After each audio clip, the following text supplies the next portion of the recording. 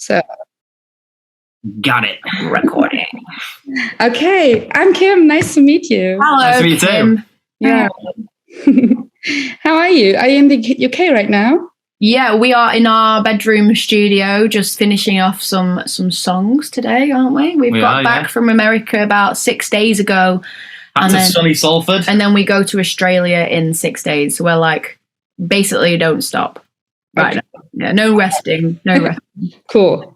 Yeah. So still jet lag or? Yep, I am. I don't know about you. I'm just about getting back onto the normal time. Yeah, I'm still struggling. I'm like awake at 4:30 in the morning, like staring at the wall, like why? But it's fine. It's fine. It's part of the job. Part of the job. Yeah. How was it in America? Was it good? Yeah, I mean, there's ups and downs, isn't there? Yeah, I mean, it's the drives are brutal. Like you've done it's it before. Very big. It's we're used to like 3-hour drives. Like that's kind of like long for us. And yeah. some of these like 16-hour drives. We did like 5-6 shows in a row as well, because we did Lollapalooza as well, and it was intense. And there was days where I was just like, I don't want to get out of bed, but you have to. You get up and you do it again, and then you end up drinking quite a lot as well to keep you awake. Yeah. So it was quite intense on the body and mind, but like the shows were great, and we get to meet our people, got to see our fans out there, which is always great. Yeah, some of these places we're going to for a first time, so it was cool seeing all these people who have been like messaging us on Instagram or like come to New Jersey, and you're like we're here now. Oh, cool. Yeah, amazing. So you had a lot of shows this summer, right? I saw you on the Jara Festival. We did 3 months. We did 3 months back to back. We did America in May, Europe in June, like did ihre then, and then we're back to America in July. So we had like 3 months in a row, which was the longest we've ever done. Yeah, it got to the end of it and we were exhausted. Like we'd come home and just been like my body was tired. Like everything was like achy. God. Yeah. Okay, so now you have to get ready for the next tour to Australia. Yes, we do. Yeah. We're trying to do that very, very quickly because we've had a few. This is the thing as well, because we're so hands-on and we're so involved, a lot of things end up having to be sorted by us, and it's quite difficult. And don't get me wrong, our management are great, but because we're so involved, we can't let go of some things. So it's very stressful for you, especially. Well, it all kind of like everything's come to like a head. So we had like, that tiredness and exhaustion from the end of the tour, and like physically and mentally, but then also the EP came out, but then also the label now want us to start writing the album, and then also have to prepare for Australia. And so we did like a week of writing at the end of the tour in LA to start the album. So it was like the EP came out on the Friday and we started writing the album on the Monday. Yeah. So we had 2 days. We had 1 day on the beach. We had 1 day on the beach, just like, but I couldn't relax because I was like, we've got to start writing the album. We have to write an album. Oh my God. Just an album, just an album. It's fine. Nothing. I mean. So the EP came out. So I guess it was a big thing for you, wasn't it? Like. Yeah, I mean, it felt like it was a big thing, and then like obviously it comes out, and then once it's out, you kind of like on to the next one. But it's like these songs are actually, we've not played a lot of them live yet, and I think playing them live will be like a really cathartic experience because like I don't know, these songs happen so quickly and so fast. It's we've not had time to kind of let them breathe, and I think playing them live is when you really start to feel a song. You really start to appreciate the thing that you wrote. And I think that's going to be really nice for us to kind of go through. And I'm excited to tour this record for sure. Yeah. Yeah. That'll be good. How long did it take you to write the new EP? Honestly, it was weeks. We 3 weeks. we got told in December, like, right, you need an EP by the end of January. And we were like, oh. What? Okay, we had nothing. We had absolutely nothing. We had 2 songs. Well, at that point, we didn't know they would work. Two songs on it, we kind of like took from what we'd written in the past and redid them and put them on the record. But then there's 4 songs that we kind of just wrote in the space of 3 weeks and wrote and recorded them. And then it was like, okay, it's done. Here you go.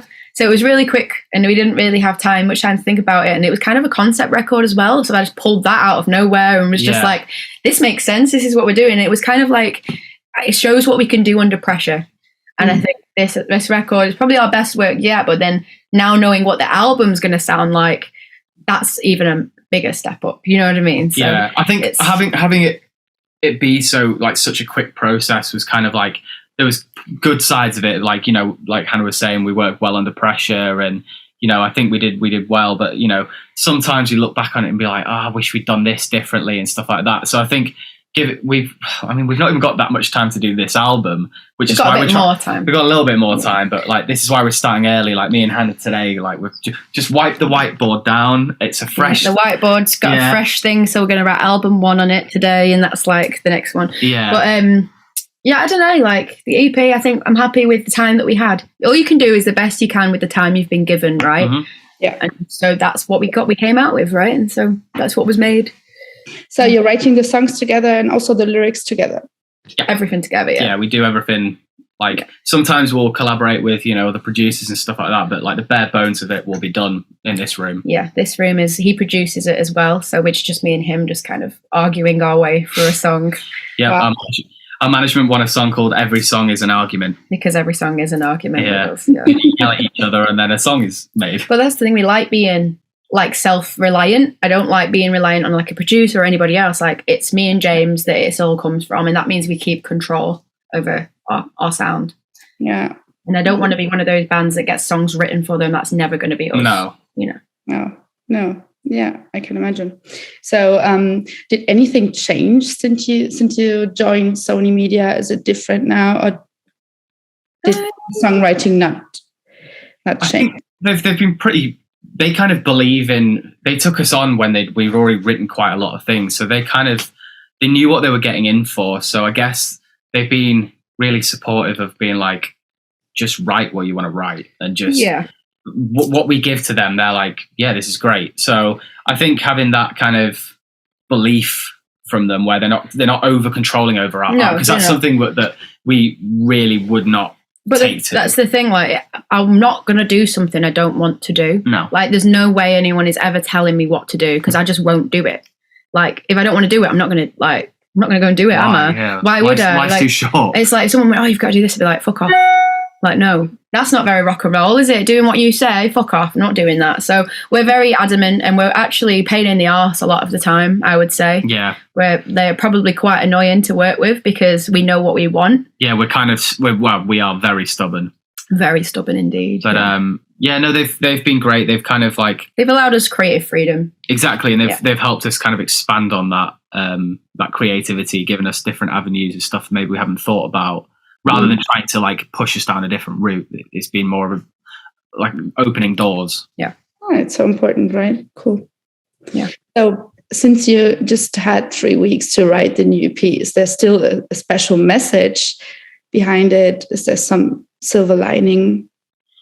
Yeah, I mean, the whole record is kind of about living a bit too close to the fire and becoming like living life a little bit flammably. Like, so you kind of like living dangerously, and it could all go up in flames at any minute. And I think it kind of ends on a bit of it kind of starts with this like, introduction to the world, and it kind of ends in a kind of like, so you're sinking into the abyss, and it kind of leaves it open-ended of like, well, what happens next kind of thing. So it is kind of a story about how during a period of time that me and James were kind of making a few mistakes in life, and you know, it was kind of one more thing away from fucking everything up, you know. And it's that notion of, you know, being in the underworld and trying to get out of it all, and it just being like, you know, completely weighed down by mistakes and stuff. So I mean, it's in the past that as well for us. So writing that record is kind of, you know, bookended it. Yeah. So it actually helps us to go move on from like a period of life. Every time you write a record, it's like a chapter gone. It's like written about in the ppast. It's therapy, you know. Mm-hmm. And it's for us, we probably need that because we don't go to a therapist. No. When we probably should. And also it's kind of like it's almost like a diary entry because of how quick, like, you know, we're in the end of August. I don't know where this year's gone. Like, It's terrifying. And like to have these kind of moments, you know, these EPs, these albums of like, you know, snapshots of where we are in time. It's quite nice to be able to like compartmentalize them all. I think that's a nice thing about being in a band. You're going to have a piece of work, a piece of art for every, you know, period of your life, really. And that's a really beautiful thing to kind of record your life experiences. I think that's really what's beautiful about writing records and making records. It really sounds beautiful. Indeed. Yeah. So I guess many bands suffered from Brexit. Is it something? Did you suffer too because of it? 100%. Everyone's suffering. We just had to cancel a festival actually in Belgium. Yeah, Pickle Pop. Because when we confirmed it, obviously Brexit wasn't a thing, and then post Brexit, the money that we had confirmed it for would not cover what we needed to get there. We were making such a huge loss. It would be making too much money, like losing too much money, and we can't afford to lose money right now. We're not a massive band. We're getting there, but it's still like we need to make sure the books balance. As a band, like all we want to do is travel and play shows. Like that's why we joined a band, like to go see the world, play some cool shows, meet some cool people. So it's devastating when something as stupid as money lets you makes you have to cancel a show. And we tried everything to make it work, but now you've got to have carnets, which is like thousands of pounds to cross a border with your gear, and the whole the like driving element of it's just so expensive. There's so many, and nobody really has a clue. That's the thing at the moment. No one really knows. If they came out with a structure, then maybe it would be easier for bands. But bands are making mistakes. I know people that have been fined for these carnet stuff, and it's a lot of money. If you get fined and caught out because you've done something tiny bit wrong, it can be like a 6-figure fine. And so it's like, how the fuck are bands supposed to actually navigate that shit? And so for us, it was like, we can't risk it. We're almost like, we're one of the like lucky side of it, where we're not making a lot of money as a band, but we're established enough to have fees that kind of get us there. Whereas a band coming through now from the UK, I don't know how the fuck they would do it. Like, the first tour we went out, we were getting paid nothing. Yeah, the first tour we went out in Europe, we were getting £50 a show. That would never, ever work now. Not after Brexit, and it was the stupidest thing this country has ever done. Stupid, and we even said at the time, you're going to fuck us up. This is going to fuck us up. And we were right. It has. Yeah, nothing good will come from it. Nothing good is going to come from it. It's so stupid. Yeah. But you had your first headline show in Germany, is that right? We did. Our very first ever headline show was in Bochum. Yeah. Cool. And we turned up and we were like, I don't even know where this place. If give me a map, I could not. I'd never heard of Bochum before. And, we didn't think anyone was going to come. No one's going to come. And it was rammed. It was insane. Yeah, this is why Germany is going to always have like a really special place in our heart, because that gave us that early confidence to be like, oh shit, like maybe we can headline. Maybe we can do this. It was like a moment of like, I think as well, giving headline like Germany that's part of our story now. That's part of our history, and I think allowing us to come and do that in Germany was like really special to us. Being so far away from home and everyone coming German out. shows have always gone off. Yeah, we love playing in Germany. Yeah, they're crazy and in the best way possible. And they're very honest as well. And you're very honest in Germany. It's like if we play one note wrong, you notice. They go, "Oh, you played this note wrong." You're like, "Oh." We played Hurricane and Southside Festival, and we had one of our tires blew out on the way to Southside. Hurricane. Or one of them, and we didn't sleep. We were stood on the autobahn like in the rain, and it was cold. It was dark when the tire fell off the van, and it became sunlight.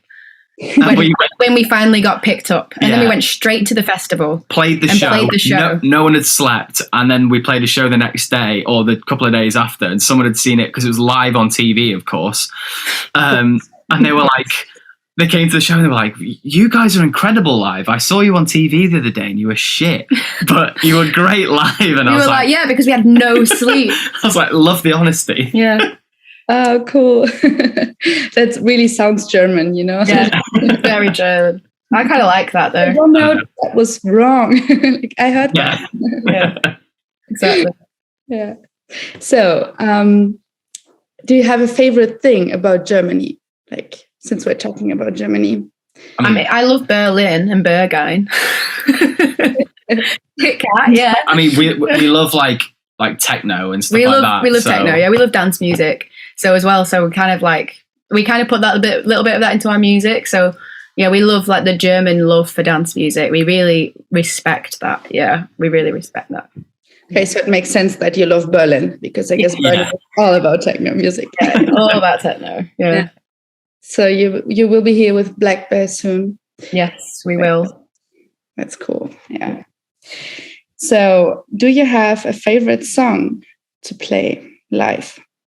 One we have played, well, for me, like we played it right at the start of our career, and that was the song that made the EP that we were talking about, the one we had from so long ago, The Secret to Saying Goodbye.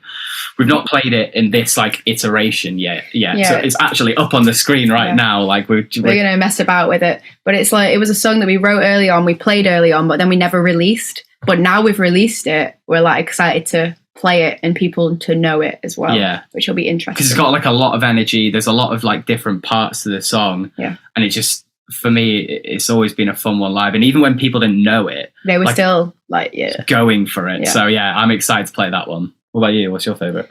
I do like playing that. I also like playing I Just Want to Know What Happens When I'm Dead. I think that's one of my favorites. And also Bad Influence off the new record. That is a really fun one. We like to play Bad Influence live. That's fun.